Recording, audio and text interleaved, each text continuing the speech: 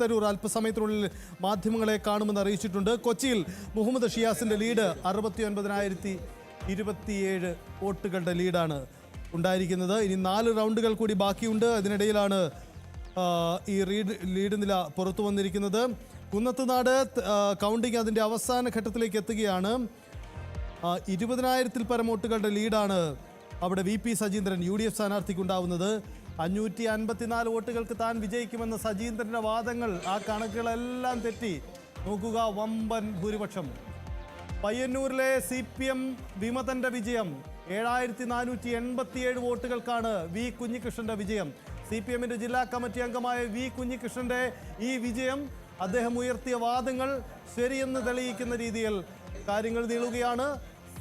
Party അണികൾക്കിടയിൽ CPM കേന്ദ്രങ്ങളിൽ നിന്നും വമ്പൻ രീതിയിലുള്ള വോട്ട് ചോർച്ചയാണ് V കുഞ്ഞികൃഷ്ണൻ അനുകൂലമായി ഉണ്ടായിരിക്കുന്നത്.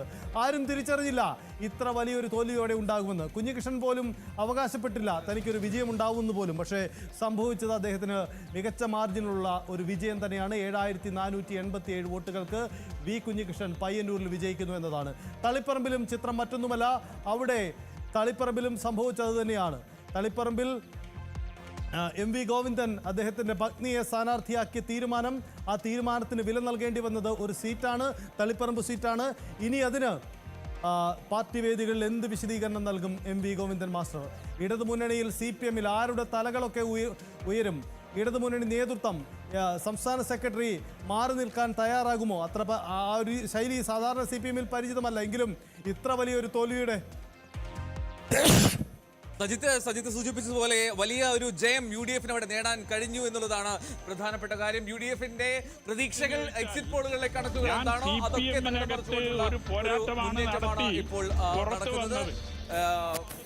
ഇപ്പോൾ ഏതാണ്ട് ഭൂപക്കത്തിലേക്ക് കാര്യങ്ങൾ പോകുന്നു എന്നുള്ള ഒരു അനുമാനത്തിലേക്ക്. ഇപ്പോൾ 99 UDFന്റെ നിലവിലത്തെ ലീഡ് ജയിക്കുകയും ചെയ്തിട്ടുള്ള സീറ്റുകളുടെ എണ്ണം.